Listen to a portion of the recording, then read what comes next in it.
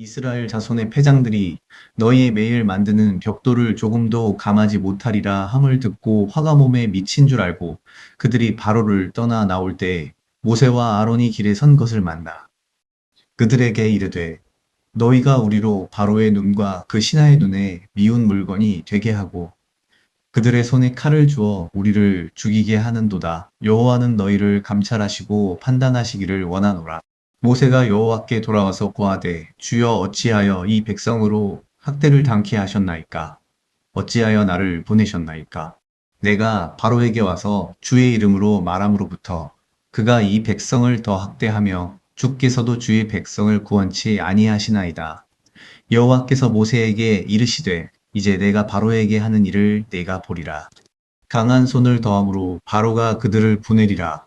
강한 손을 더함으로 바로가 그들을 그 땅에서 쫓아내리라. 하나님이 모세에게 말씀하여 가라사대 나는 여호와로라.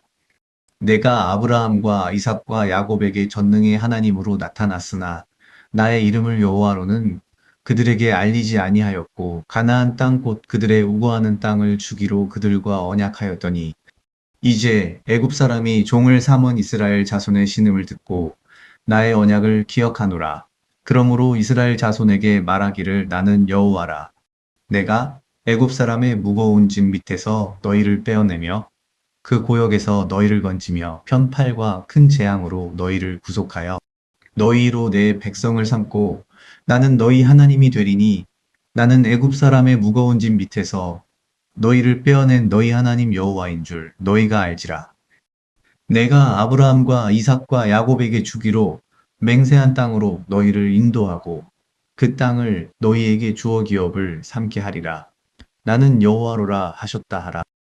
모세가 이와 같이 이스라엘 자손에게 전하나 그들이 마음의 상함과 역사의 혹독함을 인하여 모세를 듣지 아니하였더라. 여호와께서 모세에게 일러 가라사대 들어가서 애굽 왕 바로에게 말하여 이스라엘 자손을 그 땅에서 내어 보내게 하라. 모세가 여호와 앞에 고하여 가로되 이스라엘 자손도 나를 듣지 아니하였거든. 바로가 어찌 들으리이까? 나는 입이 둔한 자니이다. 여호와께서 모세와 아론에게 말씀하사 그들로 이스라엘 자손과 애굽 왕 바로에게 명을 전하고 이스라엘 자손을 애굽 땅에서 인도하여 내게 하시니라. 그 조상을 따라 집의 어른은 이러하니라. 이스라엘의 장자 르우벤의 아들 한옥과 발루와 헤스론과 발민이 이들은 르우벤의 족장이요. 시므온의 아들 여무엘과 야민과 오압과 야긴과 소알과 가나안 여인의 소생 사울이니 이들은 시므온의 족장이요. 레위의 아들들의 이름은 그 연치대로 이러하니 게르손과 고핫과 뮤라리요. 레위의 수는 137세이었으며 게르손의 아들들은 그 가족대로 림니와 시므이요. 고핫의 아들들은 아므람과 이스알과 헤브론과 우시엘이요. 고핫의 수는 133세이었으며 뮤라리의 아들은 마을리와 무시니 이들은 그 연치대로 레위의 족장이요. 아므람이 그 아비의 누이 요게베스를 아내로 취하였고 그가 아론과 모세를 낳았으며 아므람의 수는 137세이었으며 이스알의 아들은 고라와 네벡과 시그리요.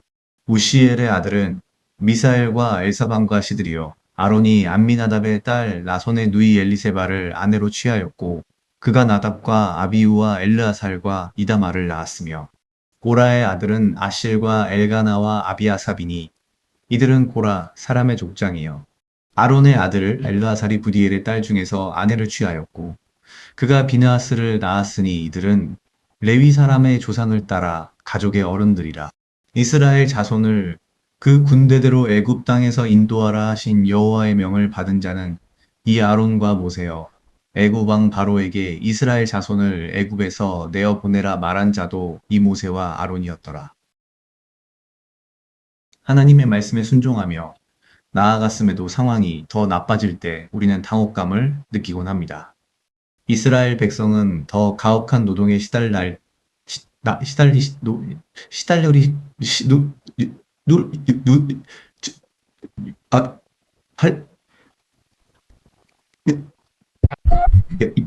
여호와를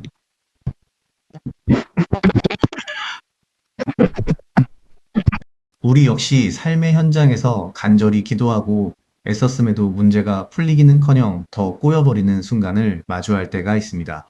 그럴 때면 우리를 도우시겠다는 하나님의 약속이 멀게만 느껴지고 마음은 깊은 낙심에 빠지기 마련입니다. 하지만 하나님은 이 절망의 한복판에서 다시 한번 자신의 이름을 계시하십니다.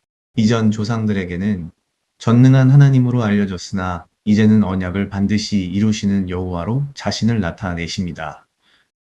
상황은 여전히 엄혹하고 변한 것이 없어 보이지만 하나님은 이미 승리를 선포하시며 이스라엘을 이끌어내어 자신의 백성으로 삼으시겠다고 거듭 약속하십니다.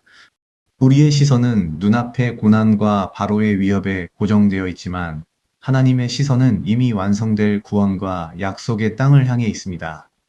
사랑하는 성도, 여러분 비록 마음의 상함과 고된 현실 때문에 하나님의 위로조차 귀에 들어오지 않는 힘겨운 순간이 있을지라도 하나님은 결코 쉬지 않으십니다.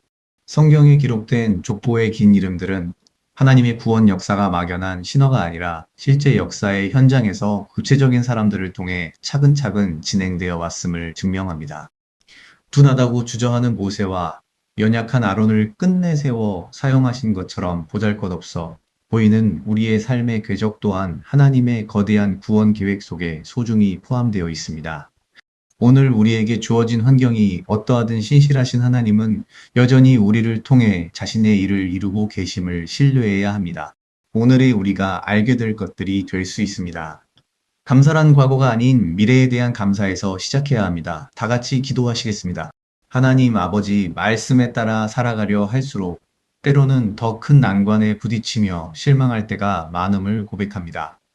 눈에 보이는 상황보다 크신 하나님을 신뢰하게 하시고 깨어진 마음 때문에 소망의 음성을 듣지 못하는 어리석음에서 우리를 건져 주옵소서. 언약을 기억하시고 반드시 이루시는 여호와 하나님만을 의지하며 오늘 하루도 묵묵히 사명의 자리를 지키게 하옵소서. 우리를 통해 신실하게 일하실 하나님을 기대하며 예수님의 이름으로 기도드립니다. 아멘.